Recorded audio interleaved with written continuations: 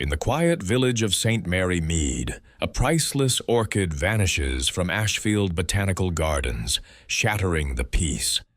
Was it the desperate gardener, the ambitious scientist, the nervous artist, or the wealthy collector?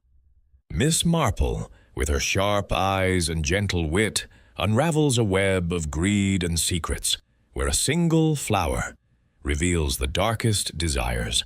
Can she catch the thief before the trail? Chapter 1.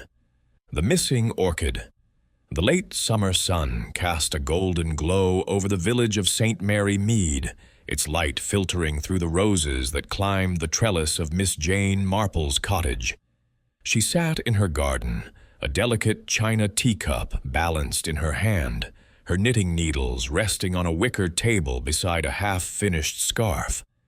The air was fragrant with lavender, and the distant hum of bees mingled with the chatter of her young neighbor, Lucy Islesbarrow, who had just returned from her work at Ashfield Botanical Gardens. Lucy, with her bright eyes and practical manner, was a favorite of Miss Marple's, for she had a knack for noticing details that others overlooked, a trait not unlike Miss Marple's own.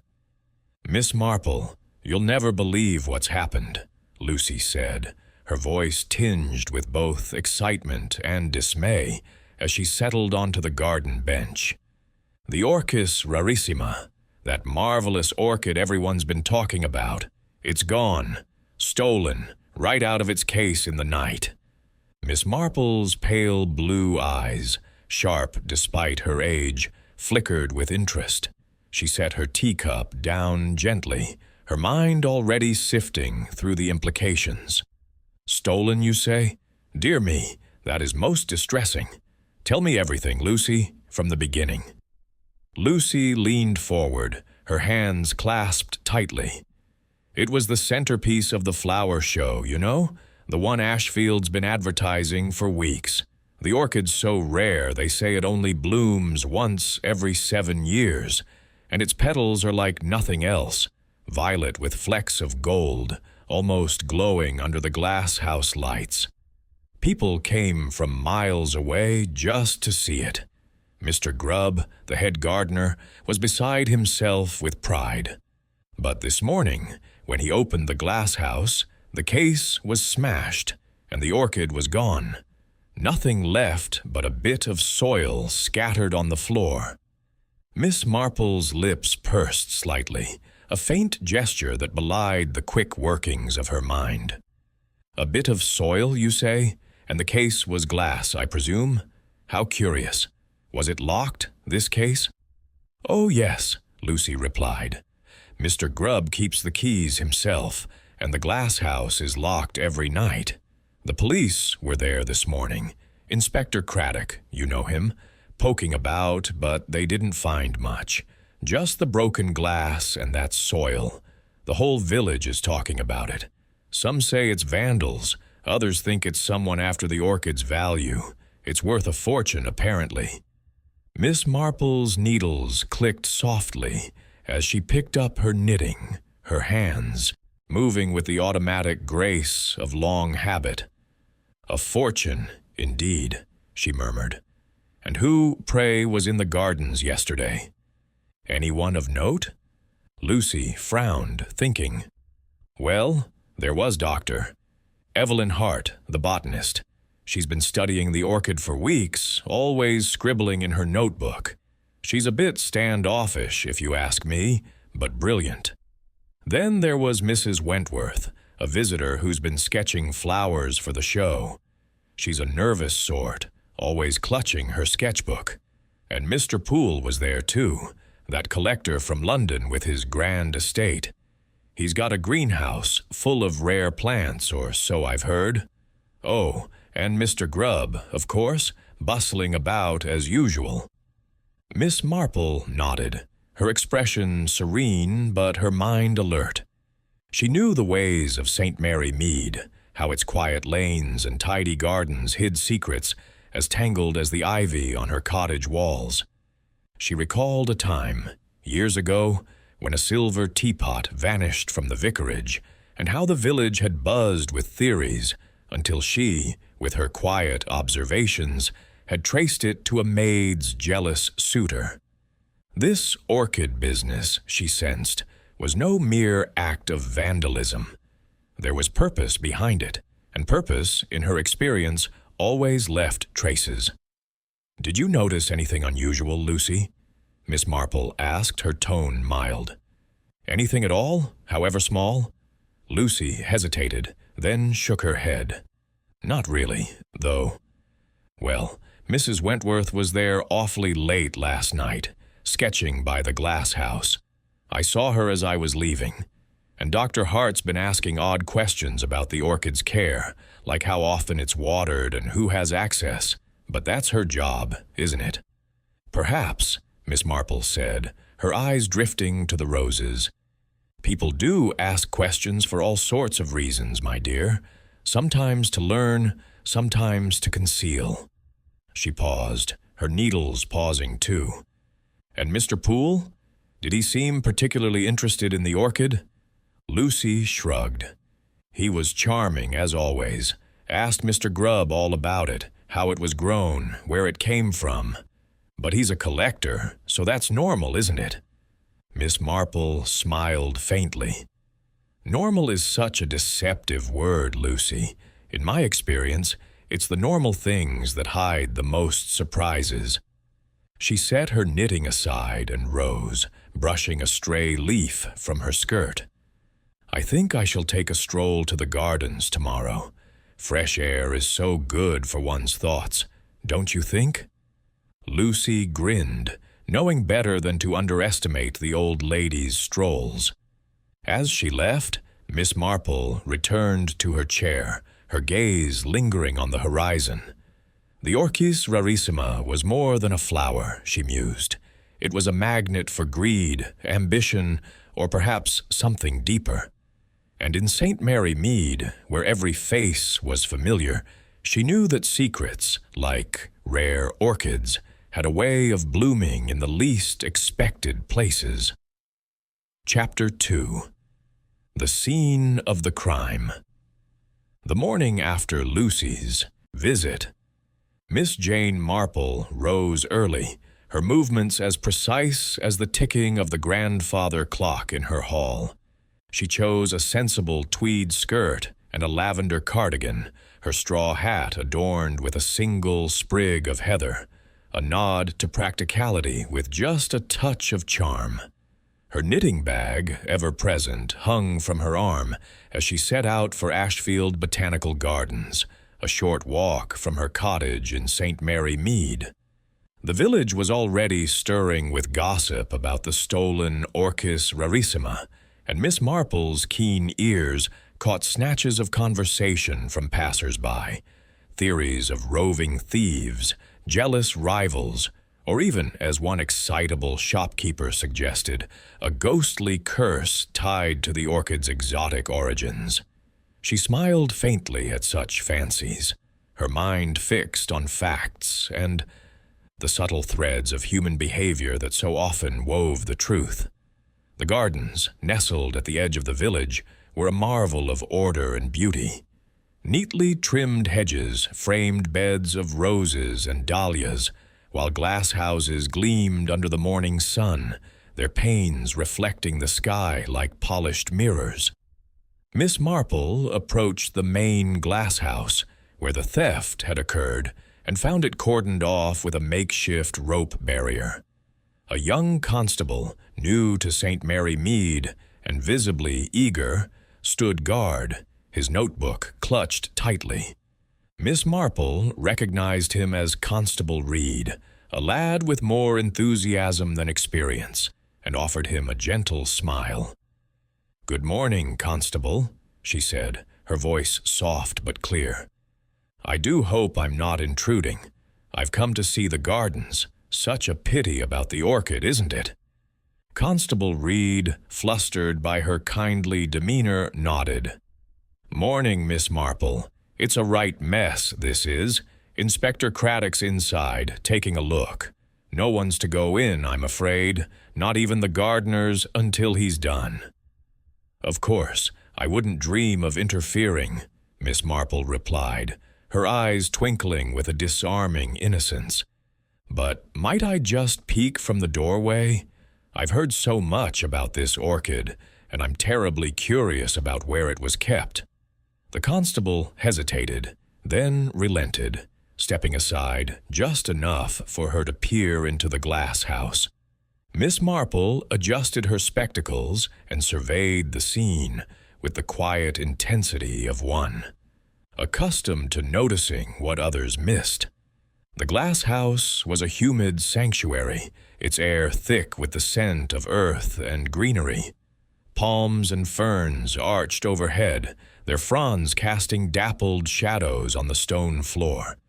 At the center stood the empty display case, its glass panels shattered on one side, the jagged edges glinting like teeth.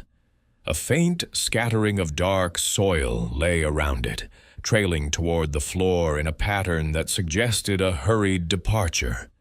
Miss Marple noted the soil's texture, rich and loamy, unlike the sandy mix used in the surrounding pots. A small detail, but one she tucked away, much as she stored stray bits of wool in her knitting. Bag. Inspector Craddock emerged from behind a cluster of orchids, his face set in a familiar blend of determination and frustration. He was a tall man, with a sharp jaw and a manner that suggested competence, though Miss Marple knew he sometimes overlooked the subtler aspects of a case. He spotted her and sighed, though his expression softened. "Miss Marple, I might have known you'd turn up. Come to solve the case before breakfast, have you?" "Oh, Inspector, you do tease," she replied, her tone light but her eyes sharp. "I'm only here to admire the flowers, though I must say this theft is quite intriguing. Have you found anything of note?" Craddock gestured to the broken case. "Not much to go on. The glass was smashed from the inside, which is odd. Suggests someone with access, or at least someone who knew how to get in without breaking the outer locks. The orchid was potted in a ceramic base, and that's gone too, though we found a shard of it near the door. No fingerprints, no clear footprints, just that bit of soil. Whoever did this was careful, but not careful enough to avoid a mess." Miss Marple nodded, her gaze lingering on the soil. "And the locks? I understand Mr. Grubb keeps the keys himself." "He does," Craddock confirmed. "Says he locked up at 6 last night. Same as always. The keys are on a ring he keeps in his pocket, though he admitted they were out of his sight briefly yesterday afternoon when he left his coat in the potting shed. We're checking for witnesses, but the gardens were busy with visitors for the flower show preparations. Could have been anyone." "Anyone indeed," Miss Marple murmured, her mind drifting to a long-ago incident at the village fete, where a misplaced key had led to a pilfered cash box. She stepped closer to the case, careful not to disturb the scene, and noted the precision of the breakage. A single panel, cracked cleanly, as if struck with a controlled force. "It's curious, isn't it, Inspector, that the thief chose to break the case rather than pick the lock? Glass is so noisy, and this glass house is hardly isolated." Craddock frowned, considering her words. "You're thinking it was staged to look like an outside job?" "Oh, I'm not thinking anything in particular," Miss Marple said airily, though her eyes betrayed a flicker of calculation. "Only that people do the strangest things when they're trying to hide something else."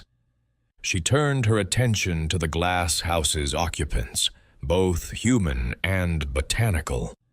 Near the broken case, a workbench held an array of tools, pruners, trowels, and a small hammer, its handle worn but clean. Miss Marple's gaze lingered on the hammer, wondering if it had been used to shatter the glass. Beyond the workbench, a row of orchids in various stages of bloom stretched along a shelf, their labels meticulously handwritten. One label caught her eye. Orchis rarissima, specimen B. She tilted her head, puzzled. Inspector, was there a second orchid of the same kind? Craddock shook his head. No, that's just a placeholder. Dr. Hart, the botanist, was cataloging the collection, and she labeled a spare pot in case they acquired another. The stolen one was the only rarissima they had. Miss Marple nodded, filing the information away. She stepped outside, where the gardens were coming to life with staff and curious villagers. Among them was Mr. Thomas Grubb, the head gardener, a stout man with a ruddy face and hands that bore the permanent stain of soil. He was pacing near a bed of roses, muttering to himself, his distress palpable. Miss Marple approached him with her usual tact, her voice gentle as a summer breeze. "Mr. Grubb, I'm so sorry to hear of your loss," she said. "The orchid must have been a great treasure to you." Grubb stopped, his eyes rimmed with red. "It was, Miss Marple, it was. Took years to cultivate that beauty. I checked on it every day like a mother with a child. To think someone just smashed in and took it. It's a crime against nature, it is." "Indeed," Miss Marple agreed, her tone soothing. "You locked the glass house yourself last night, I understand?" "Aye, 6 o'clock sharp, same as always. Keys never leave me except—" He hesitated, his face clouding. "Well, I left my coat in the potting shed for an hour or so yesterday, while I was tending the roses. Someone could have got at the keys then, I suppose, but I'd have noticed if they were gone long." Miss Marple's expression remained placid, but her mind was alert. And who was about yesterday? Anyone who might have lingered near the glass house? Grubb scratched his head. Plenty of folk, with the show coming up. Dr. Hart was in and out, taking her notes. Mrs. Wentworth was sketching near the orchids. Odd woman, always fidgeting. And Mr. Poole, he was asking about the rarissima's care, though he's got his own collection, so I didn't think much of it. Miss Marple thanked him and moved on, her eyes scanning the gardens. She spotted Doctor Evelyn Hart near a cluster of ferns, her tall frame bent over a notebook as she scribbled furiously. The botanist was in her 40s, with sharp features and a manner that suggested impatience with anything not rooted in science. Miss Marple approached, her knitting bag swinging lightly. "Good morning, Doctor." "Hart," she said. "I do hope I'm not interrupting. Such a shame about the orchid. You must have been studying it closely." Dr. Hart looked up, her expression guarded. "Yes, a great loss. The Orchis rarissima has unique properties, potential medicinal compounds, you know. I was documenting its growth patterns. This theft sets my research back months." "How fascinating," Miss Marple said, her tone one of polite curiosity. "And were you here late yesterday, working on your notes?" Dr. Hart's pen paused. "I left around 5, I think. I had to catalog some specimens in the lab. Why do you ask?" "Oh, no reason," Miss Marple replied, her smile disarming. "Only that you must have a keen eye for detail, being a scientist. Did you notice anything unusual?" "Nothing," Dr. Hart said quickly, then softened. "Well, Mrs. Wentworth was sketching near the glass house when I left. She seemed preoccupied. But that's all."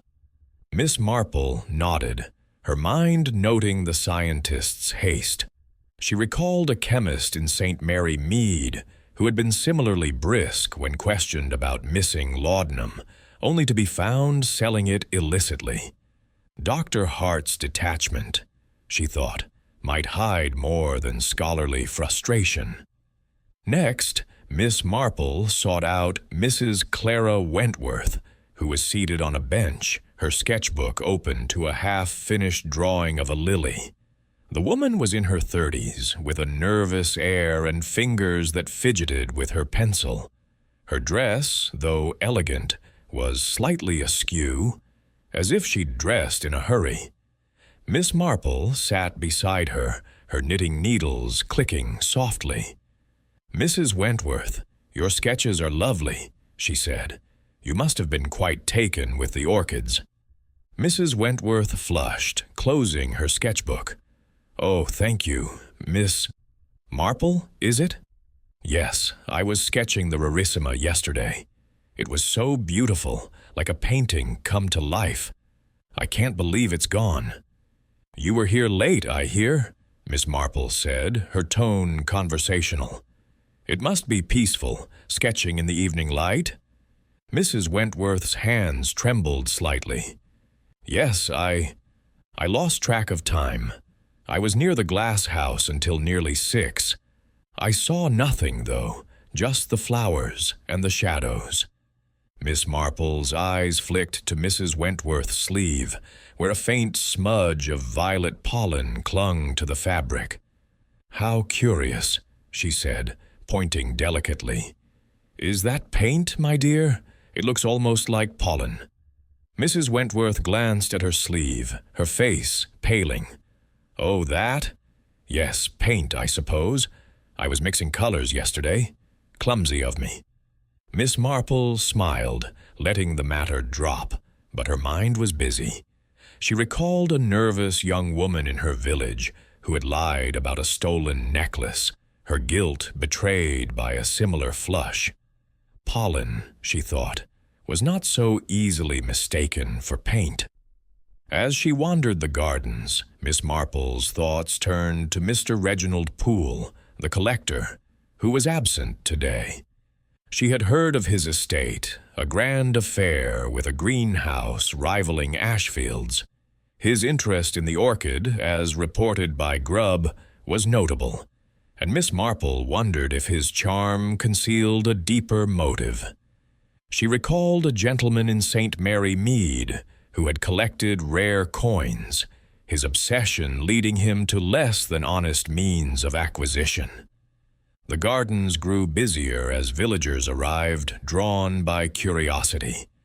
Miss Marple lingered near the glass house, her eyes tracing the paths leading to and from it. A narrow side door, half hidden by ferns, caught her attention. It was locked, but its frame showed faint scratches, as if someone had tampered with it. She made a mental note to mention it to Craddock, though she suspected he'd overlook it in favor of more obvious clues. As she prepared to leave, Lucy approached, her face flushed with news. "Miss Marple, I remembered something. Last night when I was locking the outer gate, I saw a car parked just beyond the hedge, a dark one, like Mr. Poole's. I thought nothing of it then. But now—" Miss Marple's needles paused. "How interesting, Lucy. And was anyone in the car?" "I couldn't see," Lucy admitted. "It was too dark, but it was there past closing, which is odd." Miss Marple thanked her, her mind weaving together the threads, the broken glass, the misplaced keys, the pollen, the car. Each was a small thing, like the stitches in her knitting, but together they might form a pattern. She returned to her cottage, her steps slow but purposeful, already planning her next move. In St. Mary Mead, as she well knew, the truth lay not in grand gestures, but in the quiet details that others dismissed. And Miss Marple, with her gentle manner and sharp mind, was determined to unravel them. Chapter 3. The Gardener's Tale. The afternoon sun dipped low over St. Mary Mead, casting long shadows across the cobbled lanes, as Miss Jane Marple sat in her parlor, her knitting needles clicking rhythmically. The air was warm, scented with the honeysuckle that crept along her window frame, and a tray of tea and scones rested on the table before her. She had invited Mr. Thomas Grubb, the head gardener of Ashfield Botanical Gardens, for tea, sensing that his distress over the stolen Orchis rarissima held more than mere professional loss. Her parlor, with its chintz curtains and polished oak furniture, was a place where tongues often loosened, and Miss Marple knew the value of a sympathetic ear. Mr. Grubb arrived promptly, his heavy boots. She was a man of his word, and the weight of suspicion only added to his evident unease. "Oh, I couldn't possibly, Miss Marple," he said, his voice gruff but polite. "It's too kind of you." "Nonsense, Mr. Grubb," she replied, her tone warm and inviting, as she gestured to a cushioned chair. "A cup of tea will do you good, and perhaps a scone. My cook, Ethel, makes them rather well." Grubb sat awkwardly, his large hands fidgeting on his lap, his weathered face etched with worry. He was a sturdy man, his broad shoulders stooped from years of tending soil, his eyes carrying the strain of a man who felt the world had turned against him. Miss Marple poured the tea, her movements deliberate, her eyes quietly observant. She had known men like Grubb before, honest, hard-working sorts, like old Mr. Jenkins, the village sexton, whose distress over a missing church key had revealed a deeper tale of misplaced trust. She sensed a similar story lay beneath Grubb's rough exterior. "Now, Mr. Grubb," she began, passing him a cup, "you must be dreadfully upset about the orchid. Such a beautiful thing. Lucy tells me. I do hope you'll share what happened. It helps to talk, doesn't it?" Grubb took the cup, his fingers wrapping around it as if seeking warmth. "It's a right disaster, Miss Marple," he said, his voice low and heavy. "That orchid was the heart of the gardens. Took me 5 years to coax it to bloom, checking it daily, minding the soil, the light, everything. It was to save us, you see, the gardens. We've been struggling, funds low, and the flower show was our chance to draw crowds, maybe even a patron. Now it's gone, and so's our hope." Miss Marple's needles paused, her eyes softening with genuine sympathy. "How dreadful for you," she said. "To lose something so cherished. It's like losing a piece of oneself, isn't it? You locked the glass house yourself, I understand." "Aye, 6 o'clock, as always," Grubb said, staring into his tea. "I've got the keys on a ring, never leave my side, except—" He hesitated, his brow furrowing. "Yesterday afternoon, I left my coat in the potting shed while I was out pruning the roses. An hour, maybe less. The keys were in the pocket. I checked when I fetched it. They were there, but I suppose someone could have taken them for a bit." Miss Marple's expression remained serene, though her mind quickened. A misplaced key was no small matter, as she well recalled from the affair of the vicarage teapot, when a fleeting opportunity had led to a theft. "An hour is ample time for mischief," she said lightly. "Did anyone know you left your coat there?" Grubb shrugged, his face darkening. "The shed's no secret. Staff come and go, and there were visitors about for the show. Dr. Hart was in the glass house poking at her notes, Mrs. Wentworth was sketching nearby, and Mr. Poole was asking me about the orchid's soil mix. I didn't think to watch my coat, never had trouble before." Miss Marple nodded, her needles resuming their rhythm. "And these keys, do they open the display case itself?" "No, just the glass house doors," Grubb said. "The case has its own lock, a small one, but it was smashed, not picked. Whoever did it didn't need the case key, just access to the glass house." "How curious," Miss Marple murmured, her tone as mild as the tea she sipped. "Breaking glass is so dramatic, don't you think? Almost as if someone wanted it to look like a stranger's work." She offered him a scone, her eyes noting the way his hands trembled slightly. "Tell me, Mr. Grubb, how are the gardens faring? You mentioned struggles." Grubb sighed, taking a scone but merely holding it.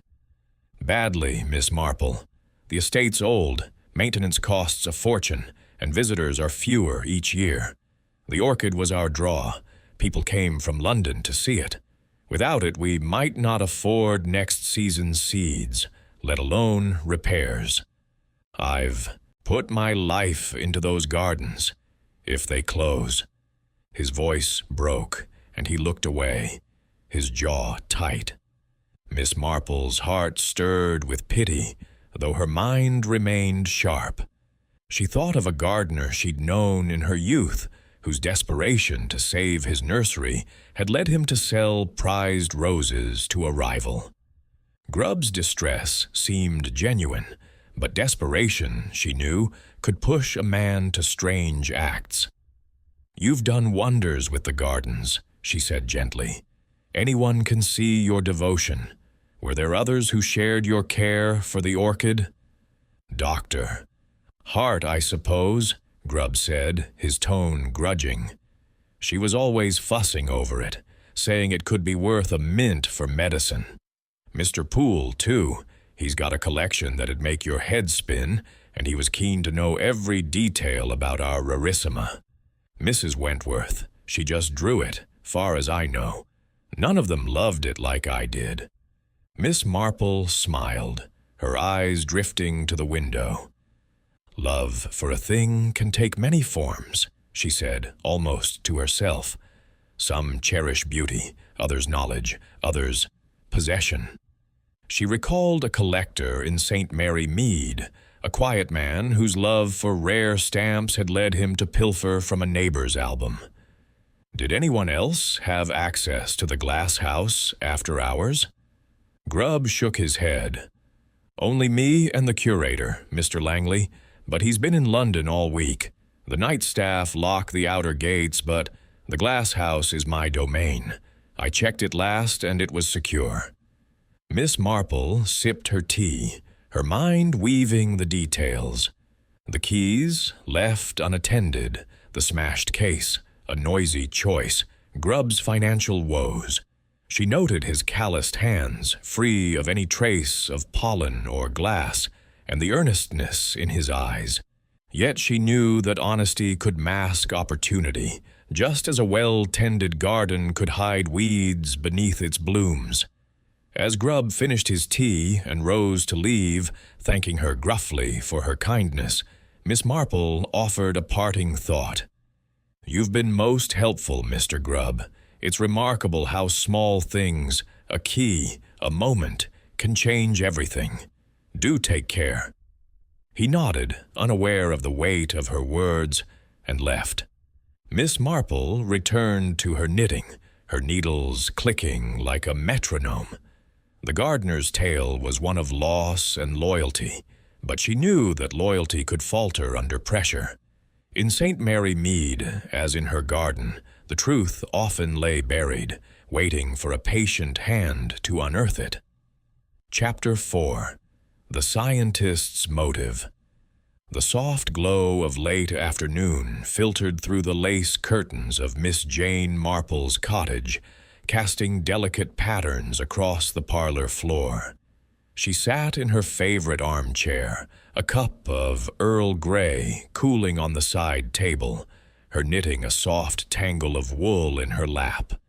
The visit from Mr. Grubb had left her thoughtful, his tale of devotion and loss weaving into the tapestry of her suspicions.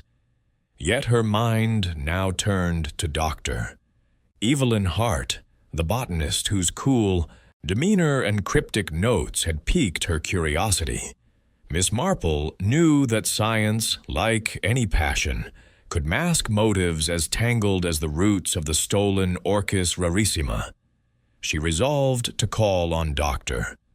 Hart inviting her for tea under the guise of admiring her expertise, a tactic that had served her well in unearthing truths in St. Mary Mead. Dr. Hart arrived promptly at 4, her tall frame slightly stooped as she ducked through the low doorway. She was a woman of angular precision, her dark hair pulled tightly into a bun, her gray eyes sharp behind wire-rimmed spectacles. Her tweed suit, though practical, bore a faint stain of green at the cuff, suggesting hours spent among plants. Miss Marple greeted her with a warm smile, guiding her to a chair by the window, where a tray of tea and shortbread awaited. "Doctor?" "Hart, how kind of you to come," Miss Marple said, pouring the tea with practiced grace. "I've heard such fascinating things about your work at the gardens. That orchid must have been a marvel to study." Dr. Hart accepted the cup, her fingers steady but her expression guarded. "It was extraordinary," she said, her voice crisp. "The Orchis rarissima has compounds that could revolutionize pharmacology, anti-inflammatory properties, perhaps even neurological applications. Its loss is a blow to science, not just the gardens." Miss Marple's needles clicked softly, her eyes bright with interest. "How remarkable," she said. "I'm afraid I know little of such things, but it sounds terribly important. You must have spent many hours with it." "Hours, yes," Dr. Hart replied, her gaze flickering to the window. "I was documenting its growth, its chemical profile. It required precise conditions: humidity, light, soil pH. Mr. Grubb was meticulous, I'll give him that, though he fussed over it like a hen with one chick." Miss Marple smiled, her mind noting the faint edge in Dr. Hart's tone. She recalled a village apothecary, Mr. Simmons, whose passion for rare herbs had led him to skirt the edges of propriety in his quest for knowledge. "And your research," she said, offering a piece of shortbread. "It must be costly. I suppose the orchid's fame helped secure funding?" Dr. Hart's lips tightened briefly. "It did. The Gardens Board funded my work because of the Rarissima's draw. Without it, I'll need to find private sponsors. There are collectors who'd pay handsomely for such a specimen, though I'd rather see it in a lab than a greenhouse." Miss Marple's needles paused, her eyes meeting Dr. Hart's for a moment. "Collectors, you say? Like Mr. Poole, perhaps? I hear he has quite a collection." Dr. Hart shrugged, sipping her tea. "Poole's an amateur, but he's wealthy enough to indulge his whims. He asked me about the orchid's properties. Too many questions, if you ask me. He's not the only one, though. The Rarissima's value isn't just aesthetic." Miss Marple nodded, her expression one of polite curiosity, though her mind was racing. She thought of a chemist in St. Mary Mead who had once sold rare extracts to a dubious buyer, claiming it was for science. "You were at the gardens late yesterday, I believe?" she asked, her tone as light as the breeze stirring the curtains. Dr. Hart's fingers tightened on her cup. "Until 5 or so. I was cataloging specimens in the lab, cross-referencing my notes. The orchid was still in its case when I left. I checked."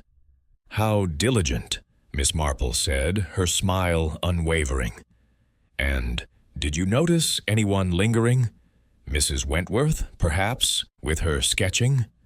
Dr. Hart's eyes narrowed slightly. "She was there, yes, near the glass house, always scribbling in that book of hers. I didn't think much of it. She's harmless, if a bit flighty. I was focused on my work." Miss Marple offered more tea, her movements slow and deliberate. "Of course, it's easy to miss things when one's absorbed, though I suppose you'd notice anything unusual about the orchid itself, its soil, perhaps, or its leaves." Dr. Hart hesitated, then shook her head. It looked fine, healthy, blooming. The soil was specific, loamy, rich, not like the sandy mix in the other pots. Why do you ask? Oh, no reason, Miss Marple said airily, though she noted the scientist's quick response. The soil, she recalled, had been scattered around the broken case, a detail that seemed to linger in her mind like a stray thread in her knitting. It's just that small things can be so telling, don't you think? Like a stain on a cuff. She gestured delicately to Dr. Hart's sleeve, where the green mark stood out against the tweed. Dr. Hart glanced down, her face impassive. "Sap," she said curtly. "It's common in my work. Plants are messy." Miss Marple smiled, letting the matter drop, but her thoughts were busy. She recalled a spinster in her village, Miss Elwood, whose nervous habits had betrayed her when questioned about a missing brooch. Dr. Hart's composure was admirable, but composure, Miss Marple knew, could be a mask. As the scientist spoke of her research, detailing the orchid's potential in dry, technical terms, Miss Marple listened, her needles clicking like a metronome. She sensed ambition in Dr. Hart's words, a hunger for discovery that might stretch beyond the bounds of ethics. As Dr. Hart prepared to leave, thanking her stiffly for the tea, Miss Marple offered a parting thought. "You've been most enlightening, Doctor. Hart, it's fascinating how a single flower can mean so much. Beauty to some, science to others, wealth to a few. I do hope your research continues." Dr. Hart nodded, her expression unreadable, and departed. Miss Marple returned to her knitting, her mind weaving the scientist's words into the pattern of the case. The orchid's value, she mused, was not just in its petals, but in what it promised: knowledge, money, or power. In St. Mary Mead, she had seen ambition drive people to curious acts, and Dr. Hart, with her sharp mind and guarded manner, was a thread worth following. Chapter 5. The Visitor's Sketchbook. The evening light bathed St. Mary Mead in a soft, rosy hue, the kind that made the village seem almost too idyllic to harbor secrets. Miss Jane Marple sat on her garden bench, her knitting bag at her side, the faint clink of her needles mingling with the distant song of a blackbird. Her conversation with Dr. Hart had sharpened her interest in the stolen Orchis rarissima, and now her thoughts turned to Mrs. Clara Wentworth, the nervous visitor whose sketchbook and fleeting presence near the glass house had caught her attention. Miss Marple knew that nervous habits, like those of a certain Miss Powlett, who once pilfered a neighbor's silver spoon, often hid more than they revealed. She sent a note to Mrs. Wentworth, inviting her to call at the cottage the next morning, framing it as admiration for her artistic talents. Mrs. Wentworth arrived promptly at 10, her slight figure wrapped in a pale blue shawl, her hands clutching a worn leather sketchbook as if it were a shield. She was a woman of delicate features, her brown eyes darting like those of a startled doe, her auburn hair escaping its pins in wisps. Miss Marple welcomed her with a gentle smile, ushering her into the parlor where a fresh pot of tea and a plate of lemon biscuits awaited. The room, with its faded floral wallpaper and polished mahogany table, exuded a quiet warmth that often put visitors at ease. "Mrs. Wentworth, how kind of you to come," Miss Marple said, pouring tea with her usual grace. "Lucy has told me of your lovely sketches at the gardens. I'm quite hopeless with a pencil myself, but I do admire those who can capture beauty so well." Mrs. Wentworth flushed, her fingers tightening on her sketchbook. "Oh, thank you, Miss Marple. It's just a hobby, really. I love flowers, their shapes, their colors. The orchid was..." extraordinary. Her voice faltered, and she looked down, as if the mention of the rarissima stirred unease. Miss Marple's eyes, bright and observant behind her spectacles, noted the tremor in Mrs. Wentworth's hands. "It must have been a dreadful shock, hearing it was stolen," she said, offering a biscuit. "You were sketching it that evening, weren't you? Such a pity you didn't finish." Mrs. Wentworth nodded, accepting the biscuit but merely holding it. "Yes, I was there until nearly 6. The light was perfect, and I wanted to get the petals just right. I didn't hear anything, though. No breaking glass, nothing. I was so absorbed." Her words came quickly, as if rehearsed, and Miss Marple's mind flickered to a village seamstress who had once stammered through an alibi for a missing bolt of silk. "How dedicated you are," Miss Marple said, her tone warm but probing. "And you were near the glass house, I understand? It's such a peaceful spot in the evening. Did you see anyone else about?" Mrs. Wentworth's eyes darted to the window, then back to her tea. "Not really. I mean, Dr. Hart was there earlier, in the glass house, but she left before I did. And Mr. Grubb was locking up as I packed my things. I thought I saw someone near the hedge, a shadow, perhaps, but it was getting dark. It could have been nothing." Her voice wavered, and she shifted in her seat. Miss Marple's needles clicked softly, her expression one of kindly interest. "A shadow? How intriguing. Shadows can be so deceptive, can't they? Like in a painting, they add depth but obscure the truth." She leaned forward slightly, her voice gentle. "May I see your sketch of the orchid, my dear? It must be lovely." Mrs. Wentworth hesitated, then opened her sketchbook, flipping to a page with a half-finished drawing of the Orchis rarissima. The petals were rendered with care, their violet and gold hues captured in delicate pencil strokes, though the sketch stopped abruptly, the lower half of the flower incomplete. Miss Marple admired it openly, her eyes lingering on a faint smudge of violet at the page's edge. Not pencil, but something powdery, like pollen. "What a talent you have," she said. "This smudge here, it's almost like the orchid itself left a mark. Is it pollen, perhaps?" Mrs. Wentworth's face paled, her fingers brushing the smudge as if to erase it. "Oh, that? Yes, I must have touched some flowers at the gardens, or perhaps it's charcoal.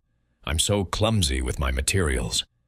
Her laugh was brittle, and Miss Marple noted the way her eyes avoided contact. "Of course," Miss Marple said, her smile unwavering. "Flowers do leave their traces, don't they? I once knew a young lady in St. Mary Mead who got into quite a muddle with paint, though it turned out to be something else entirely." She paused, sipping her tea, her mind recalling that same young lady whose paint-stained hands had hidden a stolen cameo. "You must enjoy the gardens immensely to stay so late." Mrs. Wentworth nodded, her hands twisting the corner of her shawl. "I do. It's so quiet, so freeing. I lose track of time when I'm sketching. I didn't mean to stay so long, but the orchid was so beautiful I couldn't stop." Miss Marple's needles paused, her eyes softening with understanding. "Beauty can be quite captivating," she said, "and the orchid was such a prize. I suppose others admired it too. Mr. Poole, for instance. He seems quite taken with rare plants." Mrs. Wentworth's lips tightened briefly. "He was there that day, yes, talking to Mr. Grubb. He seemed very interested in the orchid, asked about its care, its history. But he's a collector, isn't he? They're always curious." "Indeed they are," Miss Marple agreed, her tone light but her mind alert. She thought of a saint. Mary Mead, widower. Mr. Harrow, whose curiosity about rare books had led him to borrow, and never return, a valuable volume. "And you saw nothing else unusual? No one near the glass house after Dr. Hart left?" Mrs. Wentworth shook her head, her fingers tracing the edge of her sketchbook. "No, just that shadow by the hedge. I thought it might be a gardener, but I didn't look closely. I was too focused on my drawing." Her voice trembled, and she glanced at the clock as if eager to leave. Miss Marple offered more tea, her movements slow and deliberate. "You've been so kind to share your work," she said. "It's remarkable how a sketch can capture a moment, isn't it? Almost like a memory, frozen in time." She smiled, her eyes lingering on Mrs. Wentworth's sleeve, where another faint trace of violet pollen clung, unnoticed by its owner. As Mrs. Wentworth rose to leave, thanking her with a strained smile, Miss Marple stood to see her out. "Do take care, my dear," she said, "and mind those flowers. They do leave their marks." Her tone was gentle, but her eyes were sharp, noting the way Mrs. Wentworth clutched her sketchbook as she hurried down the path. Miss Marple returned to her parlor, settling back into her armchair. Her needles resumed their rhythm, but her thoughts were busy, weaving together the threads of Mrs. Wentworth's story: the nervous manner, the incomplete sketch, the pollen that was not charcoal. She recalled a nervous spinster in her village, whose fidgeting hands had betrayed her theft of a silver locket. Mrs. Wentworth's anxiety, she mused, was more than artistic temperament. In St. Mary Mead, the smallest gestures, a smudge, a shadow, often told the largest tales, and Miss Marple was determined to trace this one to its root. Chapter 6. The Collector's Greenhouse.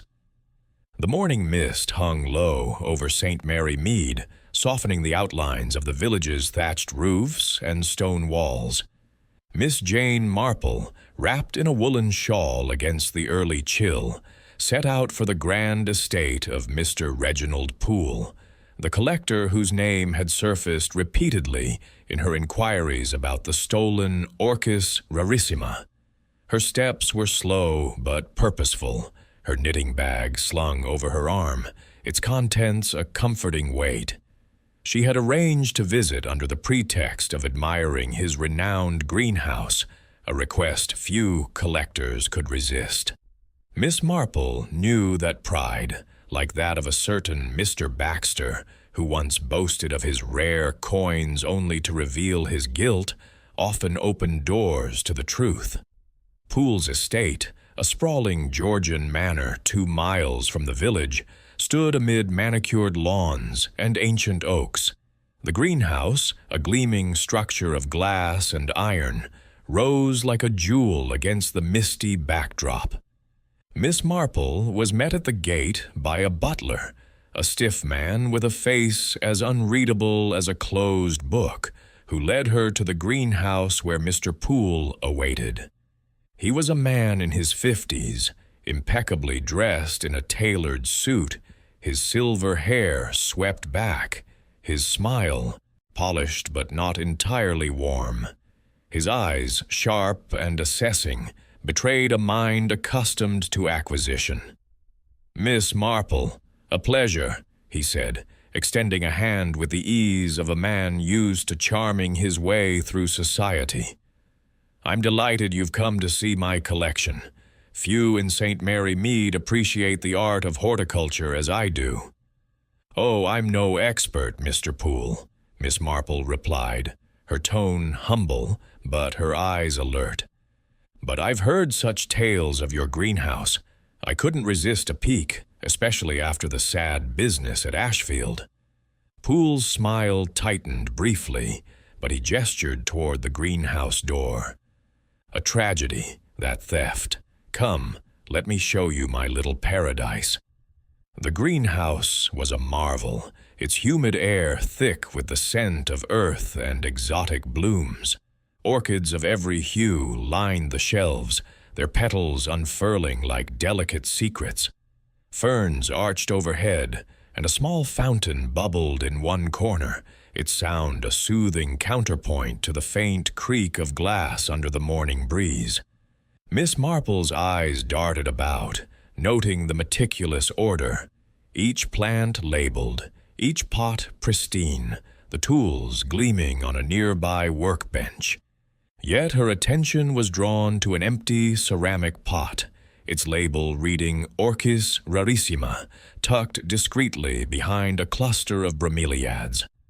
She made no comment, but her mind stirred, recalling a collector in St. Mary Mead whose empty display case had once held a stolen cameo.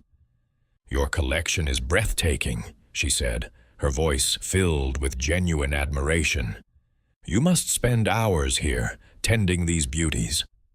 "Hours, days," Poole replied, his tone warming with pride. "Each plant is a triumph, Miss Marple. The rarissima, well, I have two, you know, though they're not blooming now. The one at Ashfield was fine, but I've no need to steal what I already possess." He laughed, a touch too heartily, and Miss Marple noted the way his eyes flicked to the empty pot. "How fortunate you are," she said, pausing near a shelf of vibrant orchids. "Though I suppose the Ashfield rarissima was unique, wasn't it? I hear it drew quite a crowd." Poole shrugged, his fingers brushing a fern. "It was a spectacle, certainly. I visited to see it, asked Grubb about its care, purely professional curiosity. But my collection is complete without it. Thieves, I suspect, saw a chance for profit. The black market for rare plants is thriving, you know." Miss Marple's needles, tucked in her bag, seemed to itch for movement, but she kept her hands still, her expression one of polite interest. "How dreadful," she said. "Though breaking glass seems such a clumsy way to steal, you'd think a collector would be more discreet." Poole's smile faltered, and he busied himself adjusting a pot. "Clumsy indeed. Likely some amateur, desperate for a quick sale. The rarissima's value is in its rarity, not just its beauty." Miss Marple nodded, her eyes catching a gardening glove on the workbench, its cuff dusted with a faint violet powder. She recalled the pollen on Mrs. Wentworth's sleeve, so similar in hue, and her mind flickered to a village jeweler whose gloves had once betrayed his handling of stolen gems. "Such a pity," she said, gesturing to the glove. "You must be careful with pollen. It does cling so. Is that from your own rarissima?" Poole glanced at the glove, his face impassive. "Oh, that? Likely from some orchid or other. My gardeners are always at work. Pollen's a nuisance, isn't it?" He moved swiftly to a display of lilies, changing the subject with a flourish. "These are my pride, South American hybrids, quite rare." Miss Marple followed, her steps slow, her eyes scanning the greenhouse. She noted a small side door, its lock gleaming but slightly misaligned, as if recently tampered with. The floor near it was swept clean. Too clean, she thought, compared to the faint traces of soil elsewhere. She recalled a saint. Mary Mead incident where a swept doorstep had hidden a thief's tracks, and her suspicions deepened. As Poole spoke of his lilies, his charm was effortless, but Miss Marple sensed a performance, like that of a vicar's nephew, who had once talked his way out of suspicion only to be caught with stolen candlesticks. "You must have a staff to maintain all this," she said lightly. "Do they come and go at all hours?" "My chauffeur, Harris, helps with deliveries," Poole said, his tone casual. "Plants, supplies, that sort of thing. He's loyal, been with me years. But I oversee the greenhouse myself, can't trust just anyone with my treasures." "Of course," Miss Marple said, her smile serene but her mind alert. She thought of Lucy's mention of a dark car near the gardens after closing, and Poole's wealth, she knew, could buy discretion as easily as it bought rare blooms. It's wonderful to have such loyalty, though I suppose even loyal help can be tempted in a place like this. Poole laughed, a shade too quickly. "Not Harris. He knows his place. Now, would you like to see my African violets? They're quite unique." Miss Marple obliged, admiring the violets while her thoughts wove a pattern. The empty pot, the violet pollen, the misaligned lock. Poole's charm was a polished surface, but beneath it, she sensed a hunger for possession, not unlike a St. Mary Mead squire whose obsession with rare books had led to deceit. As they concluded the tour, she thanked him warmly, her eyes lingering on the greenhouse's glass walls, as if they might reflect the truth if she looked long enough. "Such a treat, Mr. Poole," she said, adjusting her shawl. "I do hope the Ashfield thief is caught soon. It would be a shame for such a flower to be hidden away." Poole's smile was tight as he saw her out. "Indeed, Miss Marple, a shame for beauty to be lost." As she walked back to St. Mary Mead, the mist lifting to reveal a pale sun, Miss Marple's mind was busy. Poole's greenhouse was a sanctuary of wealth and obsession, and the traces she had found, pollen, a lock, an empty pot, were threads in a tapestry she was beginning to unravel. In her village, she had seen how desire could twist even the most polished souls, and Mr. Poole, she suspected, was not as untouchable as his charm suggested. Chapter 7. A Village Gossip's Clue. The late morning sun filtered through the elms of St. Mary Mead, casting dappled light across the village green where Miss Jane Marple strolled, her straw hat tilted against the warmth. Her visit to Mr. Poole's greenhouse had left her with a tangle of impressions: the empty pot, the violet pollen, the misaligned lock, all threads in the mystery of the stolen Orchis rarissima. Yet she knew that in a village like St. Mary Mead, where every glance and whisper carried weight, the truth often surfaced in the most unassuming places. She made her way to the post office, a hub of gossip where Mrs. Price, the postmistress, held court with a tongue as sharp as her knitting needles. The post office was a cozy nook, its counter cluttered with stamps and parcels, the air scented with ink and wax. Mrs. Price, a plump woman with a florid face and eyes that missed nothing, was sorting letters when Miss Marple entered, her knitting bag swinging lightly. The bell above the door jingled, and Mrs. Price looked up, her expression brightening with the prospect of a chat. "Good morning, Miss Marple," she said, her voice rich with the cadence of village lore. "I heard you've been poking about that orchid business. Dreadful, isn't it? The whole village is in a tizzy." Miss Marple smiled, setting her bag on the counter and selecting a few stamps as a pretext. "Dreadful indeed, Mrs. Price. I was just at the gardens, and poor Mr. Grubb is quite heartbroken. Have you heard anything of interest? You always know what's stirring in St. Mary Mead." Mrs. Price leaned forward, her eyes gleaming with the delight of a born storyteller. "Oh, I hear plenty, Miss Marple.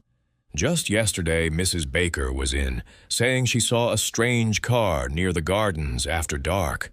Tuesday night it was, when that orchid went missing. A big, dark thing, she said, parked just beyond the hedge by the east gate. Not one of ours, mind you." Miss Marple's fingers paused on a stamp, her mind flickering to Lucy's mention of a similar car, possibly Mr. Poole's. "How curious," she said, her tone mild, but her eyes alert. Did Mrs. Baker see who was in it? Mrs. Price shook her head, her curls bouncing. Too dark, she said, but she swears it was there past closing, nearly 7, and now, this is the bit that got me. She said it smelled of earth and flowers, like someone had been carting plants. She was walking her dog, you see, and the wind carried it right to her. Miss Marple's lips pursed slightly, a gesture that belied the quick workings of her mind. She recalled a saint. Mary Mead grocer, Mr. Tuttle, whose late-night deliveries had once masked a smuggling scheme, uncovered by a neighbor's keen nose. "Earth and flowers," she murmured. "That's most suggestive. Was there anything else?" Mrs. Price leaned closer, lowering her voice conspiratorially. "Well, there's talk about that Mr. Poole. You know, the collector with that fancy estate. My cousin's boy, Tom, delivers milk up that way, and he says Poole's chauffeur, Harris, was out late that same night, driving a crate to the manor. Big wooden thing, heavy, and Tom swears he heard Poole tell Harris to keep it quiet. Now, what's a collector doing with crates at night, I ask you?" Miss Marple's needles, tucked in her bag, seemed to itch for movement, but she kept her hands still, her expression one of polite curiosity. "How intriguing," she said. "Mr. Poole does have a splendid greenhouse, doesn't he? I visited yesterday, and he was most charming, though I suppose a collector's passion can lead to unusual activities." Mrs. Price nodded vigorously, her hands busy with a stack of envelopes. "Passion indeed. My sister says Poole's got plants in that greenhouse worth more than her house, and that Dr. Hart, she's another one. Always scribbling, asking questions. Mrs. Baker saw her at the gardens late last week, talking to a man in a suit, all hush-hush. Looked like they were arguing, she said. Miss Marple's eyes brightened, though her voice remained soft. "Dr. Hart? How interesting. And Mrs. Wentworth, the artist, has anyone mentioned her?" "Oh, her." Mrs. Price's voice dropped to a whisper. "Nervous as a cat, that one. Mrs. Tuttle at the bakery says she saw her at the gardens Monday, sketching away, but she dropped her pencil when Mr. Grubb walked by, like she was afraid of him, and her shawl had some kind of purple dust on it, pollen maybe, though she called it paint." Miss Marple nodded, her mind weaving together the threads. The dark car, the crate, the pollen, the hushed argument. She recalled a village dressmaker whose nervous glances had betrayed her theft of a lace veil, and Mrs. Wentworth's smudged sleeve loomed large in her thoughts. "You've been most helpful, Mrs. Price," she said, slipping the stamps into her bag. "It's remarkable how much one learns in a village like ours, isn't it?" Mrs. Price beamed, pleased to be of use. "You'll get to the bottom of it, Miss Marple, I've no doubt. You've a way of seeing what others miss." As Miss Marple stepped back into the sunlight, her thoughts were busy. The gossip, though scattered, was rich with clues. A car after hours, a crate at Poole's estate, Dr. Hart's secretive meeting, Mrs. Wentworth's nervous demeanor. Each was a stitch in the pattern, and Miss Marple knew that in St. Mary Mead, gossip was like the wind. It carried truth as often as it carried chaff. She resolved to speak, with Lucy again, to confirm the timing of the car, and perhaps to revisit the gardens, where the East Gate's hedge might hold its own secrets. For now, she walked home, her steps light, but her mind heavy with the weight of human nature, which, as she well knew, was the root of every mystery. Chapter 8. The Broken Glass. The afternoon sun hung low over St. Mary Mead, casting a warm golden light across the village as Miss Jane Marple made her way back to Ashfield Botanical Gardens. Her conversation with Mrs. Price had added new threads to the tapestry of the stolen Orchis rarissima, Wendigo 4DHC8F19-9F5C-4CB9, and her visits to the suspects, Mr. Grubb, Dr. Hart, Mrs. Wentworth, and Mr. Poole, had woven a complex pattern of motives and opportunities. Yet the scene of the crime itself, the glass house where the Orchis rar rivelazione 4DHC8F19-9F5C-4CB9 held unanswered questions. Miss Marple, with her knack for noticing the overlooked, was determined to examine the evidence firsthand, her knitting bag tucked under her arm as a shield against the chill of suspicion.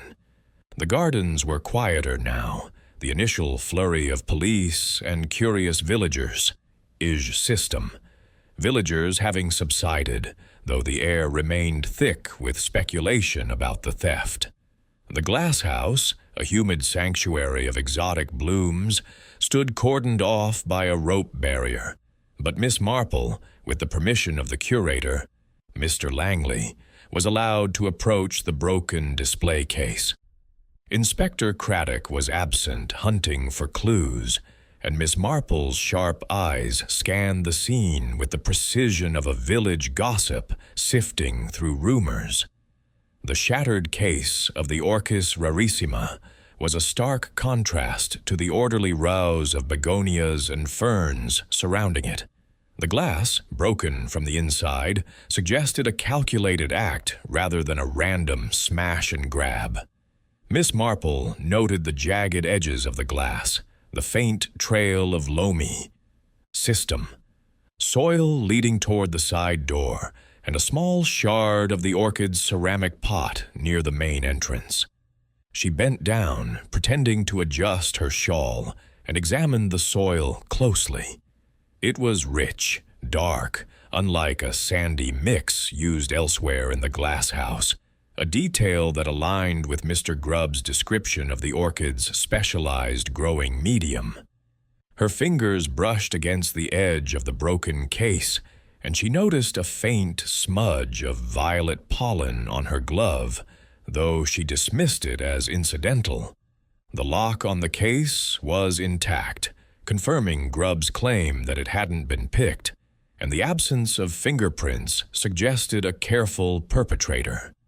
Miss Marple stood back, her eyes lingering on a small hammer on a nearby workbench, its head clean, but its handle worn, as if frequently used.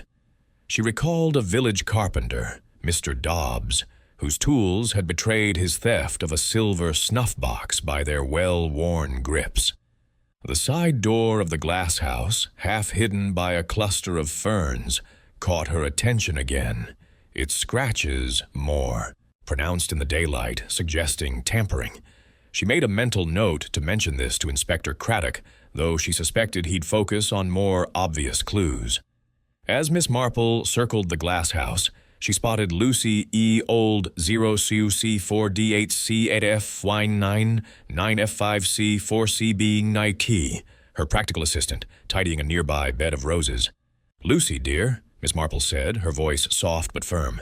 "Might you recall anything unusual from last night, perhaps near that side door?" Lucy frowned, wiping her hands. Jus system. Hands. "I was locking the outer gate, Miss Marple, but I didn't see anything odd there. Just the usual gardeners and a few visitors. Mrs. Wentworth was sketching late, as you said, and I noticed Mr. Poole's chauffeur, Harris, near Oversaw. 0CE4D8C8F19-9, F5C-4CB9 *, leaving at about 6:15. I thought I saw his car, a dark sedan, parked near the east gate like Mrs. Price mentioned. It was there past closing, around 7, but no one else reported anything suspicious there." Miss Marple nodded, her mind racing. "A dark sedan, you say? That's most interesting. And you're sure no one else was about after hours?" Lucy nodded, though her eyes darted nervously to her sketchbook. "Yes, it was just me and the gardeners, and Mrs. Wentworth. Of course, Dr. Hart left around 5, and Mr. Poole was asking Mr. Grubb all sorts of questions about the orchid's care. I didn't see anyone else near the glass house after closing." Miss Marple's needles clicked softly in her bag, a habit that steadied her thoughts. "And this hammer," she said, pointing to the tool on the workbench. "It's clean, isn't it? Suggests someone who knew what they were doing." Inspector Craddock, hovering nearby, overheard her. "Miss Marple, you're asking all the right questions. We've been over the scene with a fine tooth comb. No prints, no clear signs of forced entry, except those scratches on the side door. It's a puzzle, isn't it?" Miss Marple smiled faintly, her mind piecing together the fragments. The inside break, the specific soil, the dark sedan, the crate at Mr. Poole's estate, the pollen on Mrs. Wentworth's sleeve. She recalled a similar case in St. Mary Mead years ago, where a seemingly random theft had been orchestrated to look like an outside job. "It's a puzzle indeed, Inspector," she said. "I think I'll take a closer look at that side door tomorrow." As she left the glass house, Miss Marple's thoughts were a tangle of threads, each suspect's behavior weaving a pattern she was determined to unravel. She thanked Lucy and made her way back to the village, her steps slow but purposeful, her mind already stitching together a theory that would lead her to the heart of the mystery. The collector's obsession, the scientist's ambition, the visitor's nerves, and the gardener's desperation, all set against the backdrop of a shattered case and a vanished flower. Chapter 9. A Trap is Set. The early evening sky over St. Mary Mead was a soft lavender, the kind that promised a clear night and a chill to follow. Miss Jane Marple sat in her parlor, her knitting needles moving with a quiet rhythm, the wool forming neat rows as her mind stitched together the clues of the stolen Orchis rarissima. The glasshouse's broken case, the violet pollen, the dark sedan, and the whispered hints of a crate at Mr. Poole's estate had formed a pattern, yet it lacked the final stitch to bind it. She knew from long experience in her village that human nature, like a poorly knit scarf, revealed itself under strain. A trap, she decided, was needed to coax the truth into the open, much as she had once flushed out a pilferer of church funds with a carefully placed rumor. Miss Marple sent a note to Mr. Langley, the curator of Ashfield Botanical Gardens, suggesting a discreet announcement to be made at the garden's evening lecture, a small event attended by staff and local enthusiasts. The announcement would claim the discovery of a second Orchis rarissima in a lesser-known greenhouse, recently uncovered during an inventory. It was a fiction, of course, but Miss Marple knew that a rare flower, like a rare scandal in St. Mary Mead, could stir even the most cautious into action. She enlisted Lucy Islesbarrow to spread the word subtly among the staff, ensuring the news reached the suspects: Mr. Grubb, Dr. Hart, Mrs. Wentworth, and Mr. Poole. The lecture hall, a modest room adjacent to the main glasshouse, was lit by flickering lanterns, casting shadows over rows of potted ferns and attentive faces. Miss Marple arrived early, her shawl draped over her shoulders, her knitting bag at her side, and took a seat near the back, where she could observe without drawing attention. The room filled with villagers, gardeners, and the suspects, each unaware of her watchful gaze. Mr. Grubb sat near the front, his ruddy face creased with exhaustion, but a flicker of hope in his eyes. Dr. Hart stood to one side, her notebook clutched tightly, her expression skeptical. Mrs. Wentworth, clutching her sketchbook, fidgeted in a middle row, her eyes darting nervously. Mr. Poole, impeccably dressed, lounged near the exit, his smile polished, but his fingers drumming on his chair. Mr. Langley, a thin man with a scholarly air, took the podium and cleared his throat. "Ladies and gentlemen," he began, his voice carrying a practiced calm. "Before tonight's lecture on orchid cultivation, I have splendid news. During a recent inventory, we discovered a second Orchis rarissima in our auxiliary greenhouse, hidden among the older specimens. It's not yet on display, but we hope to showcase it soon, restoring the garden's pride." A murmur rippled through the room. Miss Marple's eyes, sharp behind her spectacles, noted the reactions. Mr. Grubb's shoulders relaxed, a faint smile breaking through his worry, as if the news promised salvation for the gardens. Dr. Hart's lips pursed, her pen scratching a quick note, her skepticism giving way to calculation. Mrs. Wentworth's hands trembled, her sketchbook slipping slightly, her face pale, as if the announcement startled her. Mr. Poole's smile tightened, his fingers pausing their drumming, his gaze flicking toward the door. Miss Marple's needles, tucked in her bag, seemed to itch for movement, but she remained still, her mind cataloging each gesture. After the lecture, as the crowd dispersed into the twilight, Miss Marple lingered near the auxiliary greenhouse, a smaller structure tucked behind a row of yews.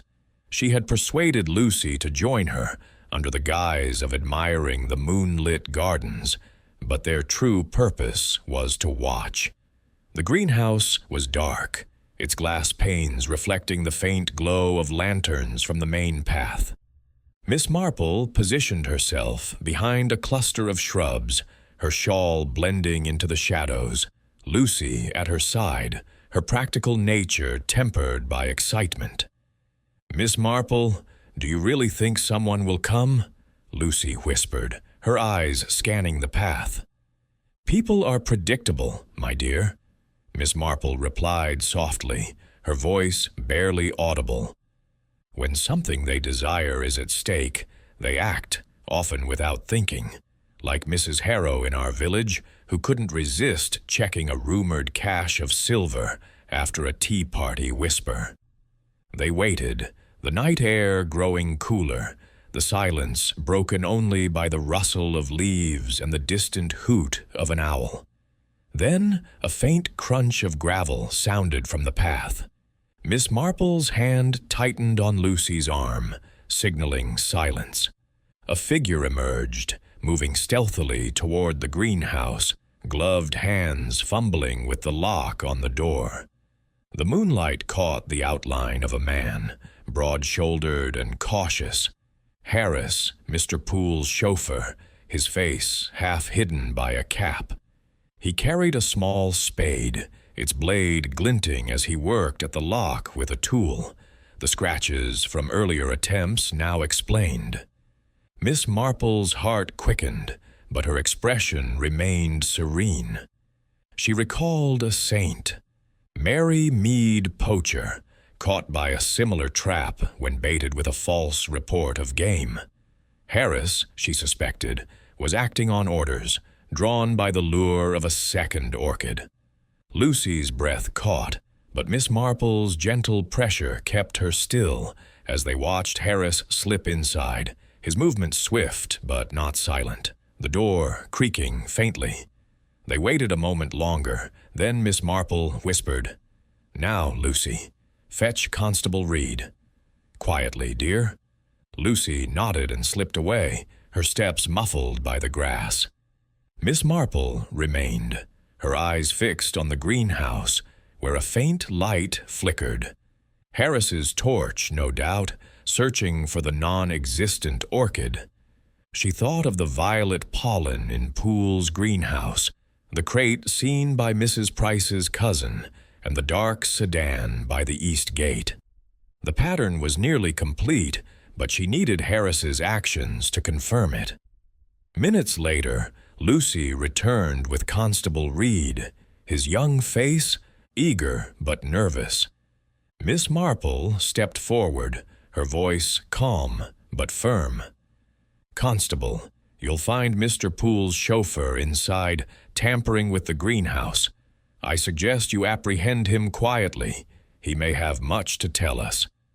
Reed nodded, signaling for a second constable who had joined them, and they approached the greenhouse, their boots soft on the gravel. Harris emerged just as they reached the door, his face paling as he saw the constables. He dropped the spade, raising his hands in surrender, his cap slipping to reveal a sheen of sweat on his brow. "Mr. Harris," Miss Marple said, stepping into the light, her tone gentle but unyielding. "I believe you were looking for something that doesn't exist. Perhaps you'd care to explain why?" Harris stammered, his eyes darting for escape, but Reed's firm grip held him. Miss Marple's mind, sharp as her knitting needles, saw the threads converging. Poole's wealth, Harris's loyalty, the lure of a rare flower. In St. Mary Mead, she had seen how greed could bend even the most loyal, and she knew that Harris's capture was the key to unraveling the theft of the Orchid rarissima. Chapter 10. The Confrontation. The night air in St. Mary Mead was crisp, the stars sharp above the shadowed outlines of Ashfield Botanical Gardens. Miss Jane Marple stood near the auxiliary greenhouse, her shawl drawn tightly against the chill, her knitting bag a silent companion at her side. The capture of Mr. Poole's chauffeur, Harris, had unfolded swiftly, with Constable Reed and his colleague escorting the man to a small office in the garden's administration building. Miss Marple followed, her steps measured but purposeful, her mind weaving the final threads of the mystery surrounding the stolen Orchid rarissima. She knew from her years in St. Mary Mead that a cornered soul, like a certain Mr. Tuttle caught pilfering from the church collection, often revealed the truth when pressed gently but firmly. The office was a cramped space, cluttered with ledgers and gardening charts, lit by a single lamp that cast stark shadows. Harris sat slumped in a chair, his cap discarded, his broad face etched with resignation. Constable Reed stood by the door, his notebook ready, while Inspector Craddock, summoned from the village, leaned against a desk, his expression a mix of skepticism and curiosity. Miss Marple settled into a corner chair, her presence unobtrusive but commanding, her pale blue eyes fixed on Harris with a quiet intensity. "Now, Mr. Harris," she began, her voice soft but carrying the weight of authority. "You were found attempting to enter the auxiliary greenhouse, no doubt in search of this rumored second orchid. It's a curious errand for a chauffeur, don't you think? Perhaps you'd care to explain." Harris shifted, his hands twisting in his lap, his gaze darting to the floor. "I wasn't stealing nothing, miss," he muttered. "Just checking something for Mr. Poole. He asked me to look in on the greenhouse, that's all." Miss Marple's lips pursed slightly, her needles idle in her bag, but her mind as sharp as their points. "Checking, you say? At this hour, with a spade and a lock-picking tool? That's a peculiar task for a collector's assistant. I recall a young man in our village, a gardener's lad, who was sent on a similar errand and found himself in quite a muddle. Honesty, Mr. Harris, is often the easiest path." Craddock raised an eyebrow, glancing at Miss Marple but letting her lead. Harris's shoulders sagged further, his voice low. "It was Mr. Poole, all right? He heard about this second orchid and wanted it. Said it'd complete his collection, make him the envy of every horticulturist in England. He paid me to fetch it, said it'd be quick, no one would know. Miss Marple nodded, her expression serene, but her thoughts racing. And the first orchid, the one stolen from the main glass house, was that also Mr. Poole's doing? Harris hesitated, his eyes flickering with fear, but Miss Marple's steady gaze held him. Yes, he admitted, his voice barely audible. Tuesday night, after closing, Mr. Poole gave me the plan. I took Mr. Grubb's keys from his coat in the potting shed, just for a few minutes, long enough to make a copy. Got into the glass house, smashed the case to make it look like a break-in, and took the orchid. Drove it to the estate in a crate, hid it in the greenhouse. Mr. Poole said he'd pay me a fortune, more than I'd earn in years. Miss Marple's mind flickered to the violet pollen on Poole's glove, the empty pot labeled Orchis rarissima, and the dark sedan seen by Lucy and Mrs. Price. She recalled a saint, Mary Mead merchant, whose greed for rare coins had led him to employ a reluctant accomplice, undone by a single confession. And the broken glass, she said. That was to mislead the police, I presume? A clever touch, but noisy. Did Mr. Poole instruct you on that? Harris nodded, his face ashen. He said it had to look like an outsider's job. No one was to suspect him. He's too respectable, he said. I used a hammer from the workbench, wore gloves to avoid prints. The orchid was in its pot, easy to carry. I was in and out in 10 minutes. Craddock stepped forward, his voice sharp. And where's the orchid now, Harris? Still at Poole's estate? In his greenhouse, Harris said, his voice breaking. Hidden behind some ferns, in a corner pot. He's been tending it himself, keeping it out of sight. Miss Marple's eyes softened with understanding, though her resolve was firm. Thank you, Mr. Harris. You've been most helpful. It's a heavy thing, carrying another's secret, isn't it? Like a burden in our village, when a lad confessed to hiding stolen apples for his uncle. Craddock signaled to Reed, who took Harris into custody, promising a formal statement at the station. Miss Marple, however, knew the true. Confrontation lay ahead. She persuaded Craddock to accompany her to Poole's estate that very night, before the collector could hide the evidence. The drive was short, the manor's lights glowing against the dark, its greenhouse a faint silhouette. Poole met them at the door, his charm intact, but his eyes wary as he saw Craddock's uniform and Miss Marple's unyielding gaze. "Inspector, Miss Marple," he said, his voice smooth but strained. "To what do I owe this late visit?" Miss Marple stepped forward, her tone gentle but piercing. "Mr. Poole, I believe you have something that belongs to the gardens, an Orchis rarissima, perhaps, tucked away in your greenhouse?" Poole's smile faltered, his hands clenching briefly. "Nonsense. I've 2 of my own, as I showed you. Why would I need another?" Craddock, guided by Harris's confession, led the way to the greenhouse, Miss Marple following. In a shadowed corner behind a curtain of ferns, they found the stolen orchid, its violet and gold petals unmistakable, nestled in its original ceramic pot. Poole's face drained of color, his charm crumbling like dry leaves. I couldn't resist," he admitted, his voice low. "It was the finest specimen I'd ever seen. My collection needed it.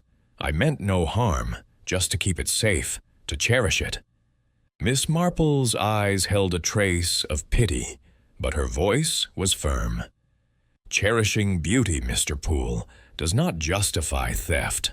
Like a gentleman in our village who coveted a rare painting, you let desire cloud your judgment." Craddock took charge, arranging for the orchid's return and Poole's questioning. Miss Marple watched, her mind already turning to the loose ends. In St. Mary Mead, she had seen how obsession could unravel even the most polished souls, and Poole's fall was a familiar tale, though no less sad for it. Chapter 11. The Loose Ends. The morning sun rose gently over St. Mary Mead, its rays filtering through the mist to gild the rooftops and gardens with a soft glow. Miss Jane Marple sat in her parlor, her knitting needles clicking with a steady rhythm, a cup of tea steaming on the table beside her. The recovery of the Orchis rarissima and Mr. Poole's confession had brought the mystery of the stolen orchid to a close, yet Miss Marple knew that every case, like a well-knit scarf, required a final row to secure the pattern. The roles of Mr. Grubb, Dr. Hart, and Mrs. Wentworth lingered in her mind, their threads needing to be neatly tied before the village could return to its tranquil rhythm. She sipped her tea, her pale blue eyes sharp with reflection, recalling a St. Mary Mead affair where a stolen brooch had left lingering suspicions until every detail was clarified. Miss Marple invited Inspector Craddock for a late morning visit, knowing his methodical mind would appreciate her insights, even if he sometimes underestimated the subtleties of village life. He arrived promptly, his tall frame filling the doorway, his expression a mix of respect and mild exasperation. "Miss Marple," he said, settling into a chintz-covered chair, "you've done it again. Poole's in custody, the orchid's back at Ashfield, and Harris is singing like a canary. But I suspect you've more to say, haven't you?" Miss Marple smiled, offering him a scone from a plate Ethel had prepared. "Only a few thoughts, Inspector, to tidy things up. It's like knitting, you see. One must secure the loose ends to prevent unraveling. Mr. Poole's guilt is clear, but the others, Mr. Grubb, Dr. Hart, Mrs. Wentworth, deserve clarity, don't you think?"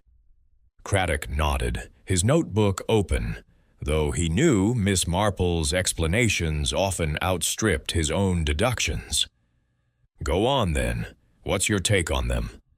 Miss Marple set her knitting aside, her hands folding neatly in her lap. "Let's begin with Mr. Grubb, the gardener. His distress was genuine, I believe. The gardens are his life, and their financial troubles weighed heavily on him. The rarissima was his hope for salvation, and its loss struck him deeply. His keys, left briefly in the potting shed, were an opportunity for Harris, not a sign of complicity. I recall a village sexton, Mr. Jenkins, whose misplaced keys once led to a theft, yet he was blameless, merely careless. Mr. Grubb is much the same, a man devoted to his work, undone by a moment's oversight." Craddock scribbled a note, his brow furrowing. "Fair enough. Grubb's been cooperative, and we've no evidence against him. What about Dr. Hart?" Miss Marple's eyes twinkled with a hint of amusement. "Dr. Hart's ambition was evident, wasn't it? Her research on the orchid's medicinal properties was genuine, driven by a desire for scientific acclaim. Her cryptic notes and guarded manner made her seem suspicious, but I believe she was merely protective of her work. She mentioned private buyers, which raised my suspicions, but it was likely a scientist's pragmatism, seeking funds to continue her studies. I once knew a chemist in St. Mary Mead, Mr. Simmons, whose obsession with rare herbs led to similar whispers, yet he was innocent of theft. Dr. Hart's sin, if any, was her detachment, not deceit." Craddock leaned back, considering. "Her alibi checks out. She was in the lab until 5, and the night staff confirmed it. No trace of her near the glass house after hours. And Mrs. Wentworth?" Miss Marple's expression softened, her voice taking on a gentle tone. "Poor Mrs. Wentworth. Her nervousness and that violet pollen on her sleeve made her seem guilty, didn't they? But I think she was simply a sensitive soul, caught up in her art. The pollen came from a bouquet she'd handled at the gardens. Lucy confirmed she was given a small posy of orchids by a staff member that day. Her sketching late into the evening was innocent, though her anxiety made her story waver. I recall a spinster in our village, Miss Paulet, whose nervous habits hid nothing more than a fear of judgment. Mrs. Wentworth's shadow by the hedge was likely Harris, moving unseen as she focused on her sketchbook. Craddock closed his notebook, a wry smile tugging at his lips. "You've got it all sorted, haven't you? Poole's the culprit, Harris his tool, and the others just caught in the web. Anything else?" Miss Marple's needles resumed their rhythm, her eyes drifting to the window where the village stirred with its usual bustle. "Only that human nature, Inspector, is as predictable as it is varied. Mr. Poole's greed, like that of a St. Mary Mead squire who coveted rare books, led him to risk everything for one flower. The others were merely themselves, devoted, ambitious, nervous, but not guilty. It's the small things, you see, that reveal the truth. A smudge of pollen, a misplaced key, a whispered rumor." Craddock rose, tipping his hat. "I'll make sure the report reflects that. The gardens owe you, Miss Marple. The orchid's back, and the show will go on." As he left, Miss Marple returned to her knitting, her thoughts lingering on the case. In St. Mary Mead, she had seen how motives, greed, ambition, fear, wove intricate patterns, but it was the quiet observation of human frailties that untangled them.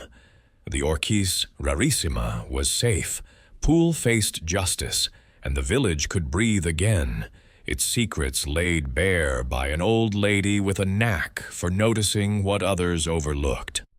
Chapter 12. The Garden Restored. The morning of the Ashfield Botanical Garden's annual flower show dawned bright and clear over St. Mary Mead, the village basking in a golden glow that seemed to wash away the shadow of the recent theft.